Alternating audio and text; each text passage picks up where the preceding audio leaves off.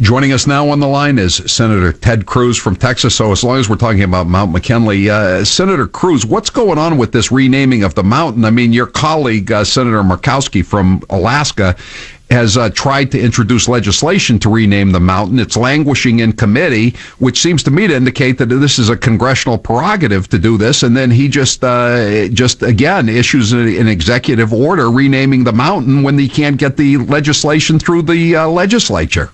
Well, Howie, you're exactly right. I mean, we have seen for 6.5 years in the Obama administration the repeated abuse of executive power. This is a president who does not limit the Constitution. He doesn't acknowledge the authority and the lawmaking power of Congress.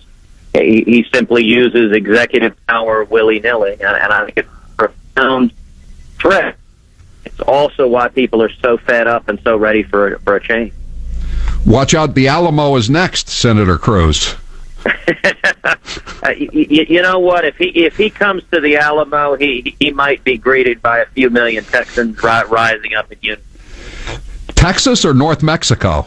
Where does this end? You know, he could decide to start renaming everything, couldn't he? He thinks he has the power. It is.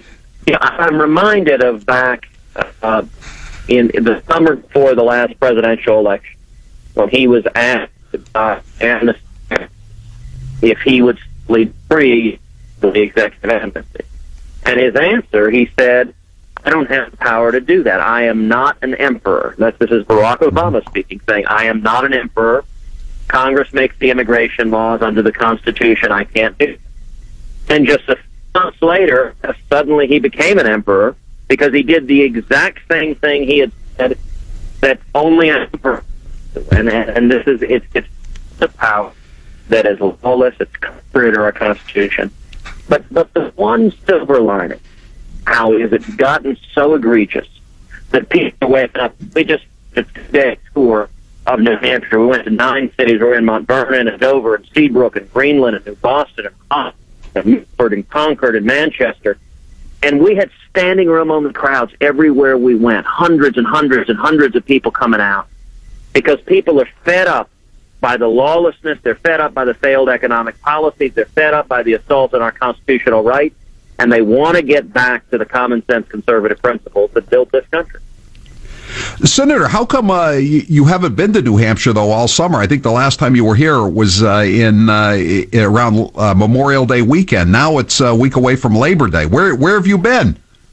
Well, we have been on the road building our team nationwide, but we've also been building our team here in New Hampshire. And I'll tell you, our team on the ground in New Hampshire is incredibly strong. We have 3 statewide chairmen. We have Senator Bob Smith. We have former Speaker Bill O'Brien. And we have Executive Counselor Dave Wheeler. It would be difficult to think of 3 more well-respected conservative leaders across the state. We've rolled out over 100 grassroots leaders, state legislators, activists across the state of New Hampshire who have joined our leadership team.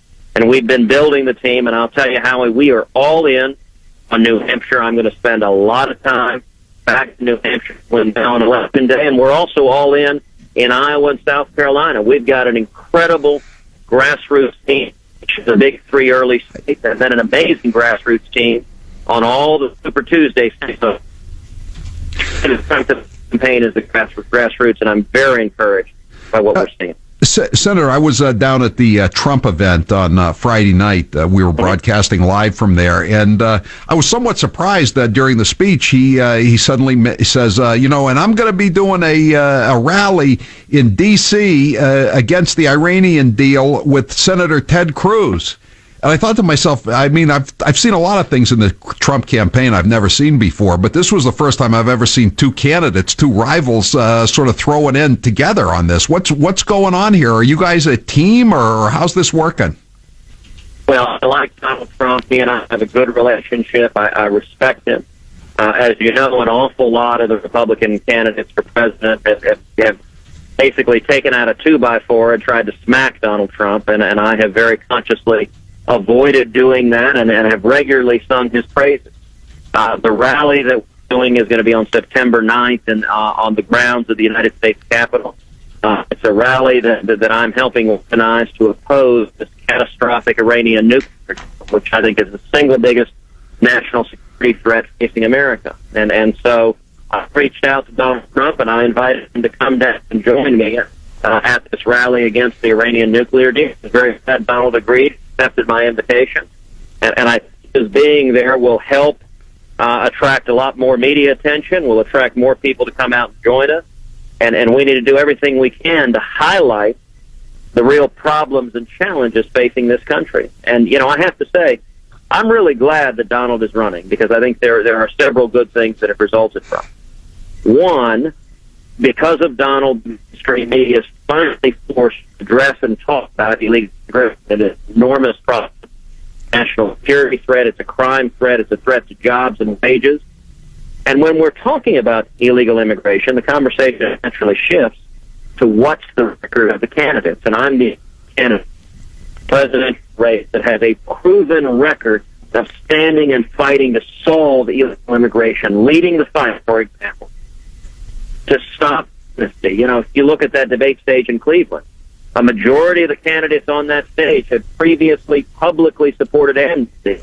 I'm the only candidate on the stage who has consistently and always opposed amnesty, and who led to stop Chuck Schumer and Barack Obama and the established Republican massive amnesty plan. I joined with Jeff Sessions. We defeated it in Congress. And I think that's the reason, Howie, coming out of this last presidential debate. As you know, because Donald Trump participated, 24 million people watched the debate. He drove a lot of attention. He sure did. Just about 3% stagnated or went down. Our national support doubled. I'm grateful for those millions of people, those millions of eyeballs that turned on the TV because of Trump, but then heard my positive, optimistic, conservative message and came over supporting our campaign. Senator, one of the knocks about you, though, on immigration, and I get a lot from my texters here, and I think they're mainly Rand Paul types or however many of those there are left, but they talk about H-1B visas, that you pushed hard for more. These are the visas for foreign engineers to come in, and in some cases, I think we can all agree they take they're brought in by corporations to take Americans or jobs away from Americans by people who are willing to work for less money. What's your background on H-1Bs? Well, in terms of immigration, my approach can be summed up very simply: illegal, bad; legal, good. I think there's overwhelming bipartisan agreement outside of Washington that we've got to get serious about securing the border and stopping illegal immigration. And at the same time, I think we need to continue to welcome and celebrate legal immigrants who wait in line, who follow the rules, who come here seeking the American dream, what Ronald Reagan referred to as Americans by choice. Now, when it comes to H-1B visas, my top priority is jobs and economic growth and opportunity.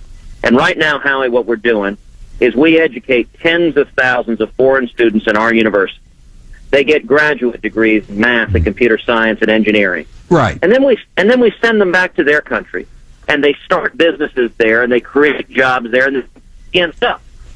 I think that makes sense. And I think if you look at the data, real high-skilled workers, computer programmers and engineers, they create jobs for us in America. There's 1.7 American jobs created for every high-skilled worker.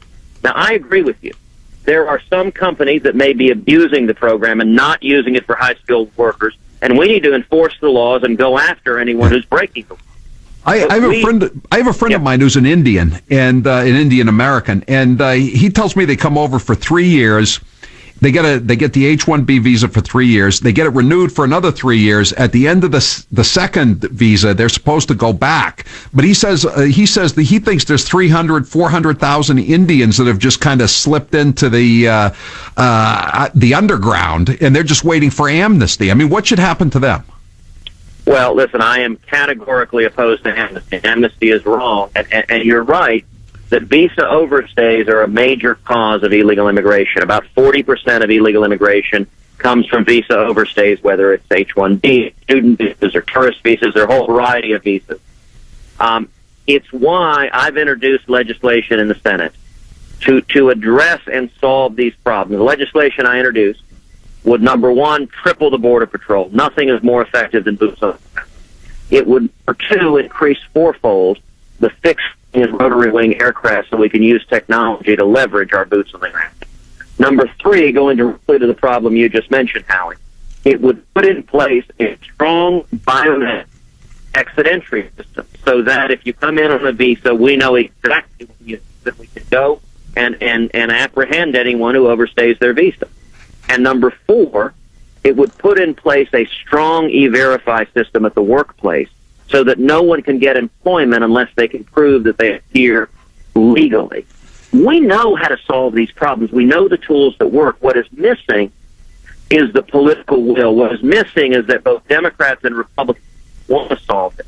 And the difference, Howie, between me and the other very fine people running for president is if I'm elected, I'm going to do exactly what I said I would do, and we will stop illegal immigration. We will enforce the laws and secure the borders, and we're going to solve this problem. Now, I think you were on the show earlier, and I told you I thought the greatest plug you'd ever gotten was the New York Times front page story saying you were, I think, the most hated freshman member of the Senate in 3 or 4 decades. And I thought, wow, what more do you need to know about the guy? He's got to be good people. Now, last week, John Boehner, the Speaker of the House, is out in Colorado at a fundraiser, and he calls you a jackass. And he says she's glad you're running for president because that jackass is staying out of the Capitol. What is your response to that? Well, look, John Boehner is welcome to say what he likes, and I have no intention of reciprocating. I will say this, though. As you know, a couple of months ago, I wrote a book called A Time for Truth, where I talk about what happens in Washington, and I talk about the Washington cartel. Career politicians... That's a great expression, by the way, the Washington cartel. Really good. Well, thank you. It sums up what's going on, which is it's career politicians in both parties who get in bed with lobbyists and special interests, and they grow and grow and grow government. And what happens is the cartel gets very angry. Frankly, they look at you and me and all of the courageous conservatives across this country, and they think all of us are, with all due respect, jackass. They're not listening to the people who elected them. And it's why people are so pretty, as concerned. We keep winning elections, and we don't get results. We were told, if only we have the House of Representatives, things would be different. In 2010, millions of us rose up. We won an historic election. Very little changed. We were told, if only we get the Senate. That's the problem. If Harry Reid just wins the Senate, things will be better. Millions of us rose up in 2014. We won 9 Senate seats, retired Harry Reid as majority leader. And what on earth has gotten one iota better since that happened? The Republican majority, right after the election, we came back to Washington, and Republican leadership joined with Harry Reid to pass a massive cromnibus bill, over $1 trillion filled with corporate welfare and pork and cronyism. Then leadership led the fight to fund Obamacare, to fund President Obama's illegal executive amnesty, and to fund Planned Parenthood. And then Republican leadership led the fight to confirm Loretta Lynch's attorney.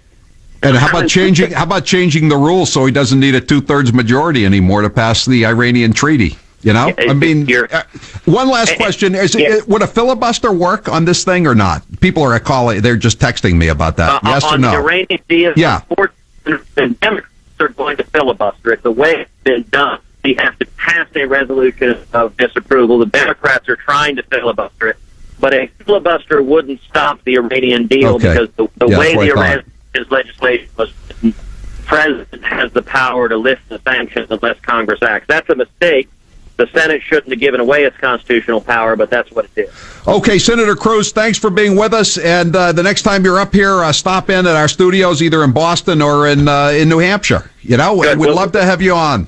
We'll do it in person. Thank you, Howie. And let me encourage all your listeners, go to tedcruz.org, tedcruz.org, sign up online, volunteer, contribute. We're building a grassroots army all across the state. God bless you. Thank you.